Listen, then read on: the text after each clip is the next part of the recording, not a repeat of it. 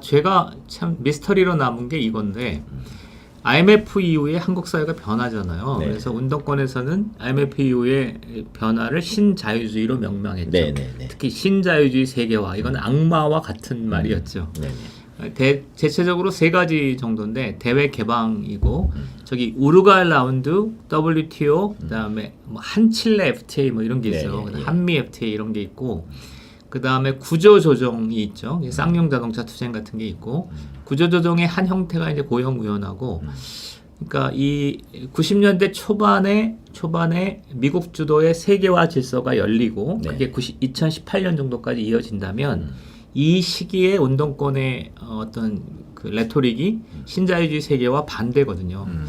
그래서 이 얘기를 좀 해야 될 텐데 제가 정리를 잘 하다가 못했는데 네.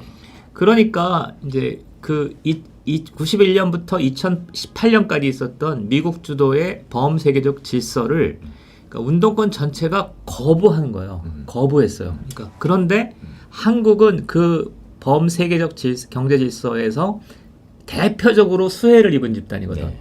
그러니까 운동권에서는 어떻게 되냐면 미국이 싫으니까 우회적으로 친중파, NL은 좀 친중파로 갔고 PD는 유럽으로 갔어. 나는 이게 되게 웃겼는데, 그러니까 뭐 유시민 씨든 이런 사람들 보면 계속 유럽 얘기를 해. 그러니까 미국은 싫은 거야, 그냥. 네. 네, 그거 있었고, 그 다음에 이제 이게 어디에서 이제 맞물리냐면 한미 FTA, 차베스, 북핵 문제에서 맞물리는데, 그러니까 미국 주도의 범세계적 질서를 부정하니까 네. 부정하는 게 깔려 있으니까 한미 FTA가 딱 나니까 한미 FTA는 그냥 통상협정인데 네. 뭐라고 얘기했냐면 식민지로 가는 거다 이거야. 그게 이제 그 80년대의 그 NL 이론이죠. 그 다음에 차베스에 대한 열광, 그러니까 제3세계 사회주의에 대한 열광, 그 다음에 북핵 문제를 가지고 한국이 남북 경제협력을 통해서 뭐 저 유라시아의 뭐 대륙이 어떻고 있다는 얘기, 이런 얘기들이 퍼지는 계기가 됐는데 이게 2010년대 중반 이후에는 다 사라지죠. 네. 차베스 보니까 뭐 그렇고 한미 FTA 뭐 그렇고 그 다음에 북핵 문제도 그러니까 이제는 제가 볼 때 그 2000년대 신자유주의 세계와 반대 뭐 이딴 얘기가 무슨 의미가 그러니까 뻘소리했구나 이런 생각이 들었어요. 그 다음에 그런 부분에 대해서 그 운동권 중에 일부라도 이런 그간의 활동에 대한 어떤 성찰적인 뭐 의제를 가지고 논의를 하거나 거기에 대한 어떤 반성적인 성찰을 하거나 뭐 이런 게 없죠. 이게 한미 FTA, 차베스, 그러니까 북핵 가지고 뭔가 대안적 시도를 했던 사람들이 네.